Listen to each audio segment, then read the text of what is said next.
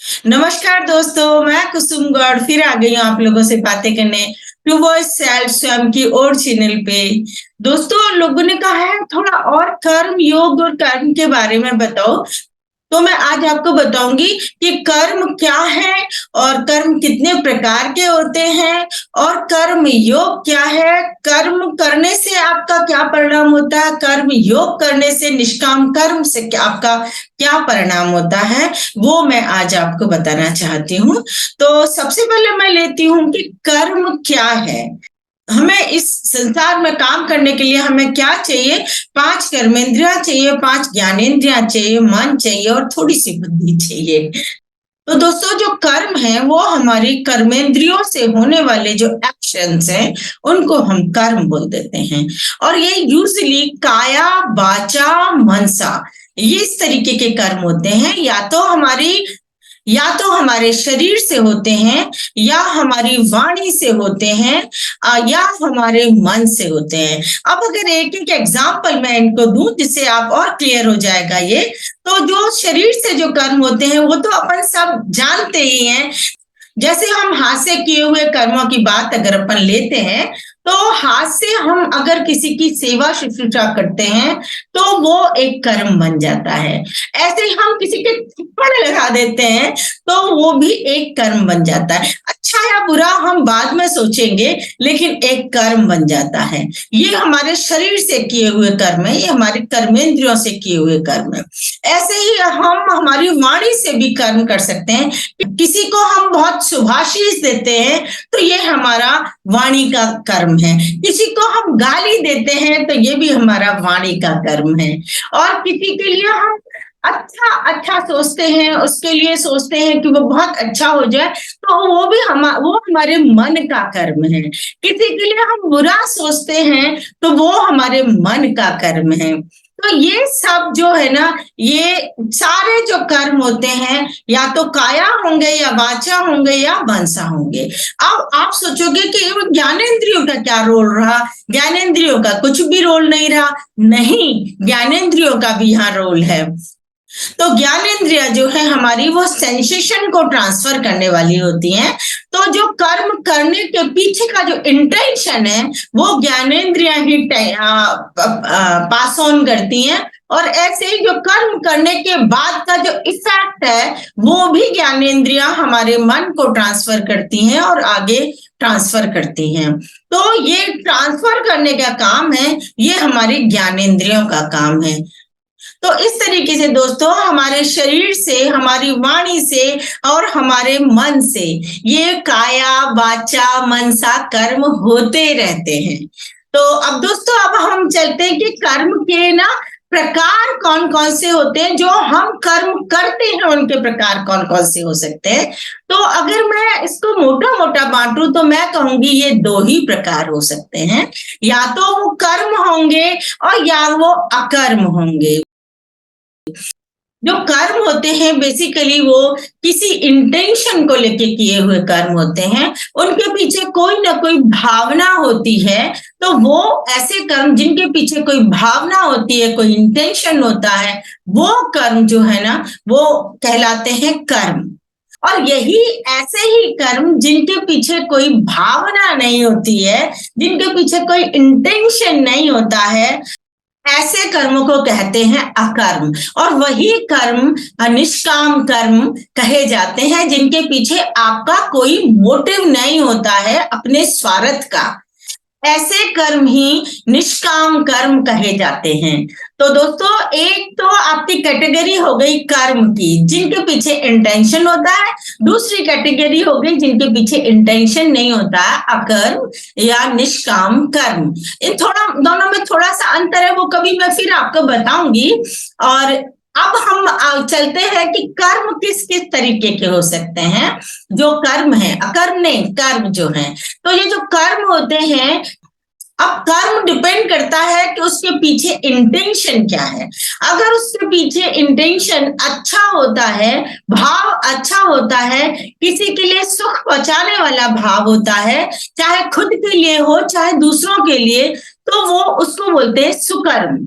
और जो जिसके पीछे भाव ऐसा होता है जो खुद के लिए या किसी दूसरे के लिए दुख पहुंचाने का भाव होता है, उसके लिए उसको कहते हैं विकर्म। वैसे तो दोस्तों जो विकर्म है उनसे क्या है, आप भी खुद दुखी होगे और दूसरे लोग भी दुखी होंगे, और ये इससे आप क्या अर्जित करते हो, पाप रूपी पाप अर्जित करते हो। जो मैंने अपने एक वीडियो में आपको बताया हुआ है कि ये पाप और पुण्य का जहां विश्लेषण किया है, वहां ये मैंने बताया हुआ है कि इससे आपके पाप रूपी पाप क्या होते हैं। तो इससे आप पाप रूपी पाप अर्जित करोगे, और जो सुकर्म करोगे उनसे आप क्या करोगे, आप पुण्य रूपी पाप अर्जित करोगे। अब ये पुण्य रूपी पाप और पाप रूपी पाप, इनको समझने के लिए आप मेरी वो वाली वीडियो देखिएगा, मैं आपको डिस्क्रिप्शन में उसका लिंक डाल दूंगी। तो दोनों ही दोस्तों अच्छी चीज नहीं है, परंतु पहली स्थिति ये है कि आप पाप रूपी पाप को छोड़ के, यानी विकर्म को छोड़ के कम से कम सुकर्म पे तो आओ, जो पुण्य रूपी पाप है उन पे तो आओ, फिर उसके बाद में फिर अकर्म पे जाया जाएगा, तो वो भी मैं आपको बताऊंगी। पर एक बात यहाँ पे मैं कहना चाहती हूँ आपको कि जैसे आप अगर थोड़े से माइंड को अगर आप ब्रॉड करोगे तो आपको समझ में आएगी। जैसे कि मेरे अगर किसी भी अंग में, से फॉर एग्जाम्पल मेरे एक अंगूठे में अगर चोट लगी है, तो इसका असर मेरे पूरे शरीर पर पड़ेगा ना। इसी तरीके से दोस्तों ये जो पूरा ब्रह्मांड है, ये शरीर है उस क्रिएटर का, उस परमात्मा शक्ति का, और हम सब जो जीव हैं ये सब उसके एक एक एक एक अंग हैं। तो दोस्तों हम में से कोई भी अगर विकर्म करता है तो उसका असर जो है पूरे ब्रह्मांड पे भी पड़ेगा, क्योंकि उसके वाइब्रेशनों का फर्क हर जगह जाएगा। तो इसलिए दोस्तों सबसे पहली स्टेज तो यही है कि हम विकर्म छोड़ के सुकर्म पे आए। दोस्तों अब आप एक नजर इस पे डालिएगा कि जो भी हम विकर्म या सुकर्म करते हैं और उनसे क्या होता है और कैसे उसका असर पड़ता है हमारे अपने जीव पे। तो दोस्तों जैसे मैंने अपने पिछले वीडियो में आपको बताया था कि हमारे जितने भी कर्म हमने आज तक डिफरेंट जन्मों में किए हैं, उन कर्मों के जो फल है वो हमारे संचित कर्म कहलाते हैं। वो जैसे हमारी हार्ड डिस्क में रखे रहते हैं, जीवात्मा की हार्ड डिस्क में जैसे वो रखे रहते होते हैं संचित कर्म। उनमें से जो कर्म हमारे अब ऐसे हो गए होते हैं कि इनका फल मिलने का समय आ गया है, वो हमारे प्रारब्ध कर्म होते हैं, और उनके हिसाब से ही हमको ये जन्म मिलता है। कौन सी योनि में जन्म मिलेगा, किन माँ बाप के घर जन्म मिलेगा, कौन सी परिस्थितियां हमारे सामने आएंगी, ये सब हमारा डिसाइड होता है प्रारब्ध कर्म के हिसाब से। अब जैसे से फॉर एग्जाम्पल हमको अगर मनुष्य का जन्म मिल गया है, तो अब मनुष्य के जन्म में हम कुछ कर्म भी करते हैं। बाकी योनियों में तो हम कर्म नहीं करते, सारी भोग योनियां होती हैं, लेकिन जो मनुष्य की योनि होती है वो कर्म योनि भी होती है। तो जो हम इस योनि में जो हम कर्म करते हैं तो वो हमारे कर्म बोलते हैं, उनको क्रियमान कर्म। उनमें से कुछ का फल हमको इसी जन्म में मिल जाता है, और मेजोरिटी जो है वो फल हमारे संचित में वापस हमारे जमा हो जाते हैं, जो कि हमारे नेक्स्ट प्रारब्ध के लिए हमारे तैयार हो जाते हैं। तो इस तरीके से हमारा ये जन्म मरण का चक्कर चलता रहता है। तो ये तो कहानी हो गई आपके कर्मों के हिसाब से जो हमारे साथ होता है। अब मैं आपको दूसरी बात बताती हूँ कि अगर इन जन्म मरण के चक्कर से निकलना है तो क्या होगा कि हमें कैसे टाइप के कर्म करने चाहिए। हमें अकर्म करने चाहिए। अकर्म क्या होते हैं, जैसे मैंने अभी आपको बताया, जिनका कोई इंटेंशन नहीं होता है, ऐसे कर्म हमको करने चाहिए। अगर हम ऐसे कर्म करेंगे तो क्या है, हमारा क्रियामान नहीं बनेगा, तो इस जन्म में हम कुछ संचित में जोड़ ही नहीं पाएंगे। तो ये निष्काम कर्म और अकर्म करने के साथ साथ अगर आप विशिष्ट कर्म भी करते हो। जो विशिष्ट कर्म कौन से होते हैं? वो विशिष्ट कर्म होते हैं जो आपको आपके सोल के नजदीक ले जाने वाले होते हैं।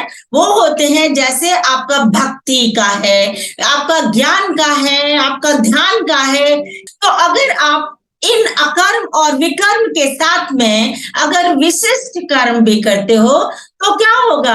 अकर्म करोगे तो धीमान नहीं बनेंगे, तो आपके संचित में नहीं जुड़ेंगे। और अगर आप विशिष्ट कर्म करोगे तो आप संचित से भी ऊपर निकल जाओगे, यानी आप अपनी सोल के पास पहुंच जाओगे जहां संचित नीचे ही रह जाता है, तो वो उसका कोई अस्तित्व ही नहीं रहेगा। इसको एक हमारे अध्यात्म की भाषा में ये भी बोलते हैं कि संचित आपके जल जाते हैं। जल क्या जाते हैं? वो उनसे आप ऊपर निकल जाते हो, तो वो उनका अस्तित्व विहीन हो जाते हैं। और अब वो प्रकृति में वर्तन करती रहती है, आप प्रकृति के क्षेत्र से ऊपर निकल जाते हो। तो इस तरीके से आप जो है ना वो मोक्ष के कैटेगरी में आ जाते हो, आपका मोक्ष हो जाता है, आपका वापस जन्म नहीं होता है। इस तरीके से आप इन कर्म योग से आप मोक्ष पा सकते हो और आप अपनी सोल से रूबरू हो सकते हो, आप सोल में स्थित होके रह सकते हो।